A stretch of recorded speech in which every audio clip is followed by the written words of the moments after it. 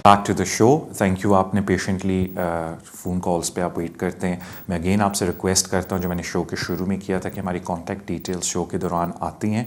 अगर आप एक लंबी ईमेल नहीं भी करना चाहते, अपना सिर्फ नाम और नंबर ईमेल पे डाल दीजिए, एंड देन इंशाल्लाह ताला I will ring you back. That is, आप अगर मुझसे बात करना चाहते हैं out of the show, because सारी बात है, शो के अंदर जितनी भी कोशिश करें सारों की कॉल्स में अटेंड नहीं कर पाता। मेरे ख्याल से भी पेशेंटली लोग वेट कर रहे हैं लाइन्स पे। अगले कॉलर की तरफ चलते हैं। हेलो, अस्सलाम वालेकुम। वालेकुम अस्सलाम। सर, मैंने पता करना था कि मेरी वाइफ ये नेशनल हैं। 2012 में मुझे उनके बिहाफ पे रेजिडेंस परमिट मिला था, जो कि अगले साल मुझे दोबारा यानी कि अप्लाई करना है। तो इस दौरान हमारे 3 बच्चे हुए, लेकिन वो काम नहीं कर सकी। तो अब वो काम शुरू करेंगी तो कितने घंटे वो करें? और मैं तब से यानी कि 2012 से अब तक फुल टाइम काम कर रहा हूँ पेपर्स पे जी। तो बेनिफिट भी सारे ले रहे हैं, यानी कि housing benefit, child benefit, child tax credit, working tax credit. तो क्या ये चीज़ अफेक्ट हो सकती है? क्योंकि जब 2012 में अप्लाई किया था तब हाउसिंग बेनिफिट आप ले रहे थे, तब कोई बच्चा नहीं था। मैं अर्ज कर देता हूँ। Thank you so much. हाँ जी। और जी सर, और कोई सवाल? अगर मैं यानी कि एक्सटेंशन के लिए अप्लाई करूँ, कोई इंग्लिश का टेस्ट जो कहते हैं वो लेवल बी या समथिंग। जी, यूरोपियन है ना आपकी वाइफ? बता दीजिएगा। ऑलराइट, थैंक यू भाई। देखें, पहली बात ये है कि यूरोपियन लॉ के अंदर ये बेनिफिट्स पे इतना फ़र्क नहीं पड़ता, और मोर इम्पॉर्टेंटली यूरोपियन लॉ में आपको इंग्लिश टेस्ट देने की ज़रूरत नहीं है। बट जारी बात है, यूरोपियन लॉ के अंदर आप ये ज़रूर प्रॉमिस करें कि no recourse to public fund है, लेकिन इनमें डिस्क्रेशन सेक्रेटरी ऑफ स्टेट की है। लेकिन अगर आप कहें जी कि ये वाले हमारी इंटाइटलमेंट है बेनिफिट, क्यों मेरी वाइफ अप्लाई कर रही है, तो डिस्क्रेशन सेक्रेटरी ऑफ स्टेट है कि वो किस तरह अप्लाई करें।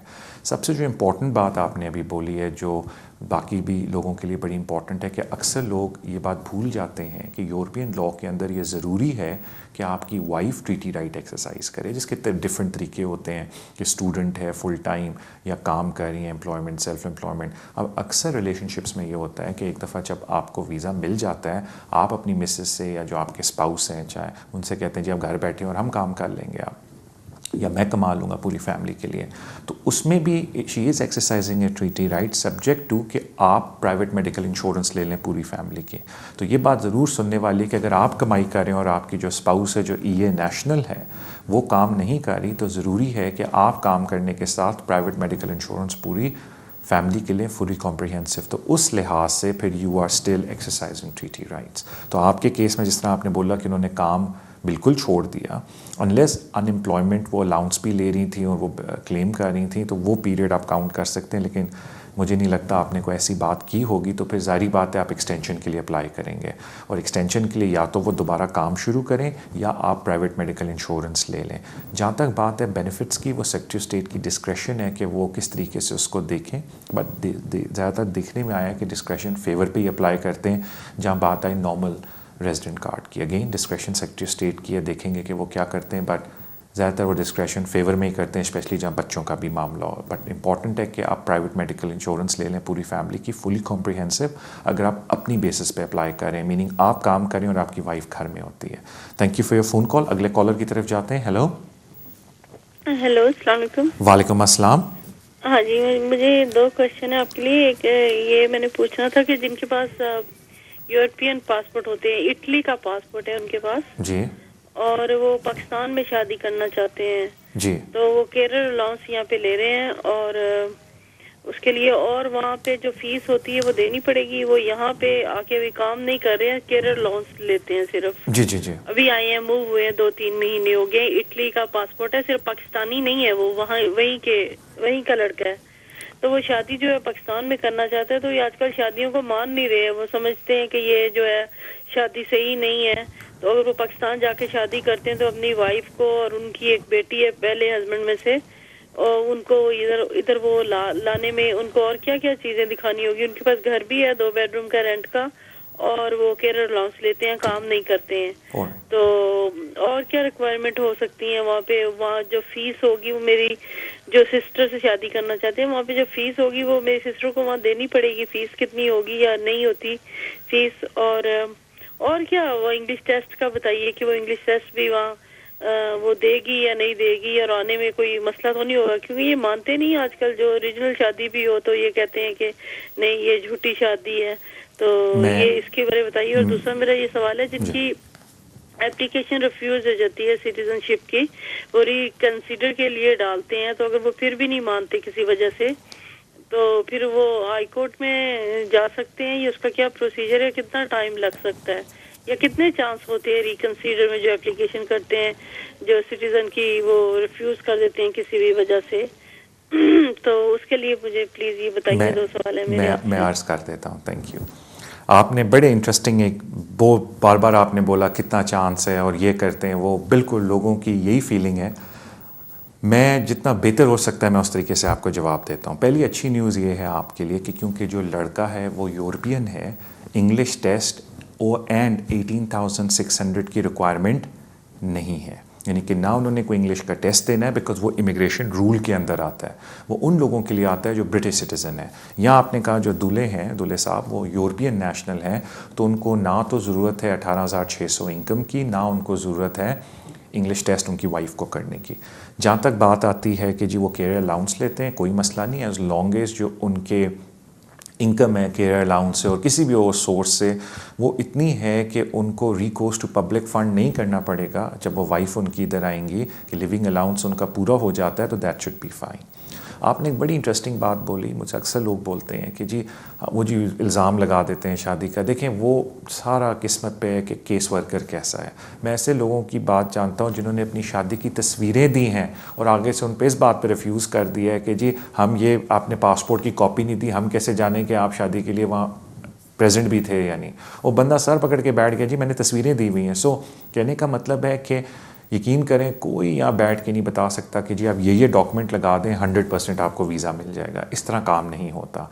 आप जितना बेहतर से बेहतर है डॉक्यूमेंटेशन लगाएं एप्लीकेशन के साथ, और दुआ करें कि कोई सेंसिबल बंदा एप्लीकेशन को देखे ताकि वो वीज़ा दे दे और शादी के ऊपर या जो आपके ताल्लुकात हैं उन पर शक ना करें। बट उस पर मैं एक प्रैक्टिस की बात एक्सपीरियंस से बताता हूँ कि ज़्यादातर वो शक करते हैं जब गैप बड़ा हो जाए, यानी कि आपने शादी की फिर 1.5-2 साल आप यूके में रहे और फिर वाइफ को बुला रहे हैं, फिर उस पर वो शक करते हैं कि इन 1.5-2 साल में आपकी रिलेशनशिप सब्सिस्टिंग थी भी या नहीं।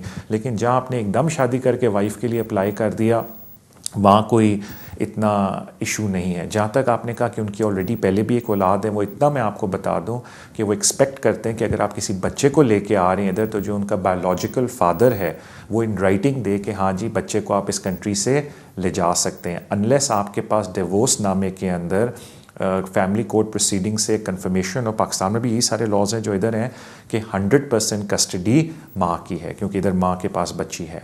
अगर आपके पास वो डॉक्यूमेंट नहीं है तो माँ जो उनके बायोलॉजिकल डैड हैं बच्चे के, उनसे लेटर चाहिए होगा कि उनको कोई ऑब्जेक्शन नहीं कि ये बच्ची या बच्चा अपनी माँ के साथ इंग्लैंड जा सकता है, और बाकी आप अप्लाई करें।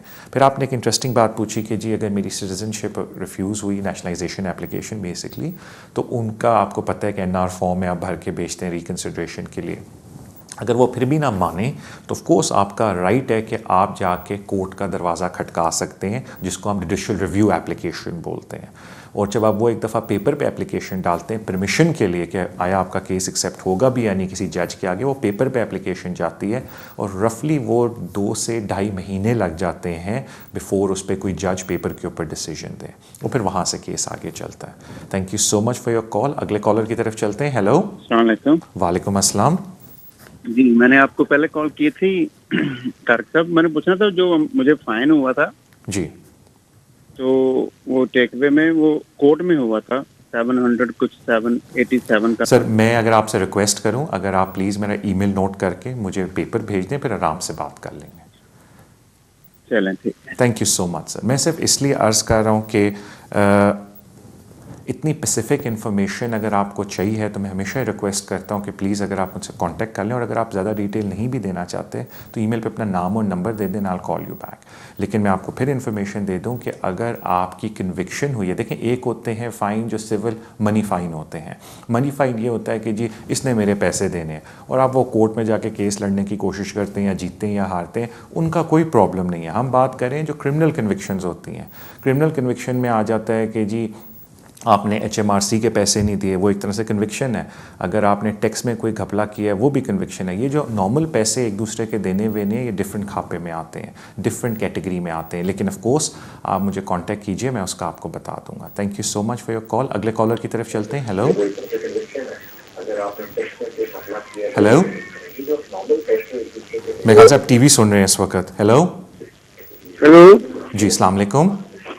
हेलो, मैं आपकी आवाज़ बिल्कुल सुन सकता हूँ। टीवी की तरफ ना देखें, आप मुझसे पहले सवाल पूछ लें, फिर टीवी पे मेरा अस्सलाम जवाब वालेकुम। सुनें। वालेकुम अस्सलाम। अस्सलाम वालेकुम। जी, मैं आपको बिल्कुल सुन सकता हूँ। आप सिर्फ मुझसे पहले बात करें, टीवी पे ना सुने। जो आवाज आनी। अस्सलाम वालेकुम। वालेकुम अस्सलाम। जी फरमाएं। जी मैं फैजान बात कर रहा हूँ, फैजान नाम है मेरा। जी फैजान भाई। ऐसा है कि मैंने अपना 3 महीने पहले मैं पकड़ा गया था, इमिग्रेशन ने मुझे पकड़ लिया था जी अंडरग्राउंड से। जी तो मैं डिटेंशन में रहा हूँ 3.5 मंथ। ठीक है। मैंने असाइलम क्लेम किया था, हम्म। तो असाइलम उन्होंने रिफ्यूज कर दिया था, जी इमिग्रेशन वालों ने। जी तो सर्टिफाइड था। जी तो अब ऐसा है कि अपना वो मुझे छोड़ नहीं रहे थे। मेरा दोस्त है एक, उसने वो शॉर्टी बेल दी थी मेरे लिए, तो उन्होंने जज ने जो है ना एक्सेप्ट किया, तो मुझे बाहर भेजा।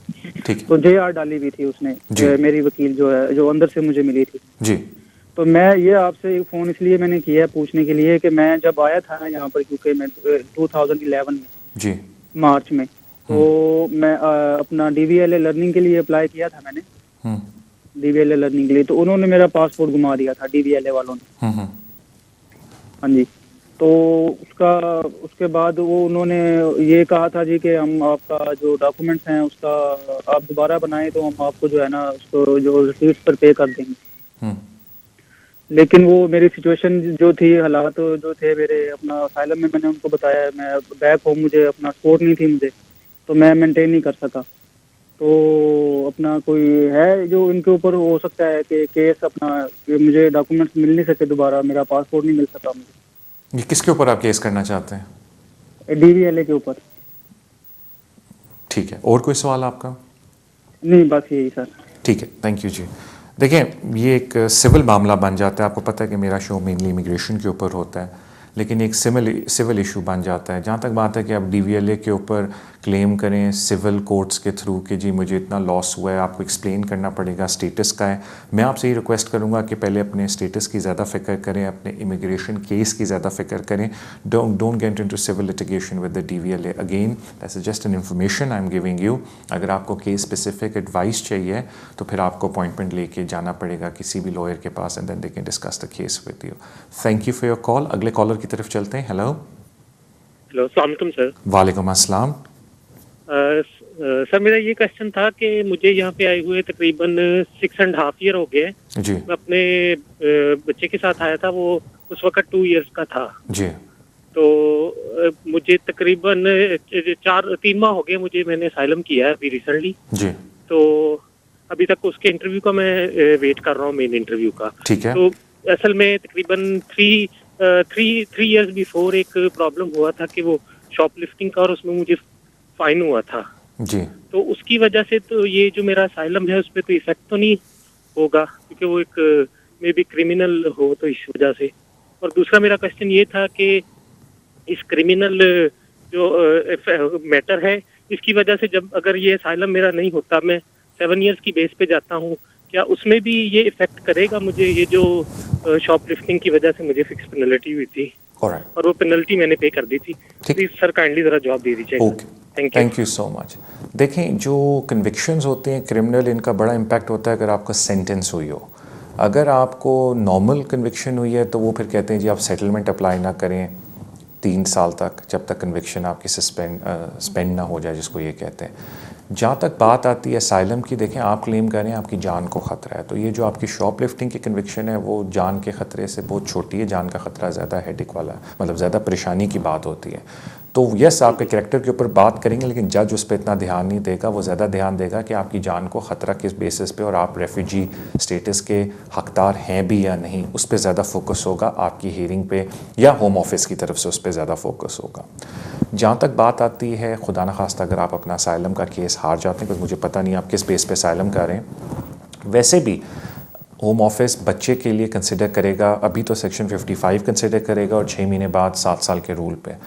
अगर बच्चे की कंसिडरेशन हो रही है 7 साल के रूल की, तो उसमें आपको अगर सेंटेंस भी खुदा न खास्ता हो जाती तो कोई फ़र्क नहीं पड़ता। उसकी वजह ये है कि ये केस लॉ भी है, कोर्ट ऑफ अपील पे भी इस पे जिक्र हुआ है कि जी माँ बाप ने अगर कोई गलत काम किया तो बच्चे के ऊपर उसका असर नहीं पड़ना चाहिए। तो क्योंकि 7 साल की एप्लीकेशन बच्चे की है, तो वो इट डज़ नॉट मैटर कि पेरेंट्स ने क्या किया है, वो अपने ही मेरिट पे बच्चे की एप्लीकेशन कंसिडर होगी। और जब एक दफ़ा बच्चे की कंसिडर होगी एप्लीकेशन, देन वो देखेंगे कि एज अ होल आपकी फैमिली को इधर वीज़ा देना है या नहीं वीज़ा देना। Thank you so much. मुझे बताया जा रहा है कि दोबारा ब्रेक का टाइम हो गया है। अगेन मैं वही रिक्वेस्ट करूँगा कि पेशेंटली आप वेट करते हैं। Thank you so much. हमारी कॉन्टैक्ट डिटेल्स आती हैं, अगर आप पूरी ईमेल लंबी नहीं भी करना चाहते तो आप सिर्फ अपना नाम और नंबर दे दें and then somebody will ring back to you. Thank you so much and I will see you on the other end of the break.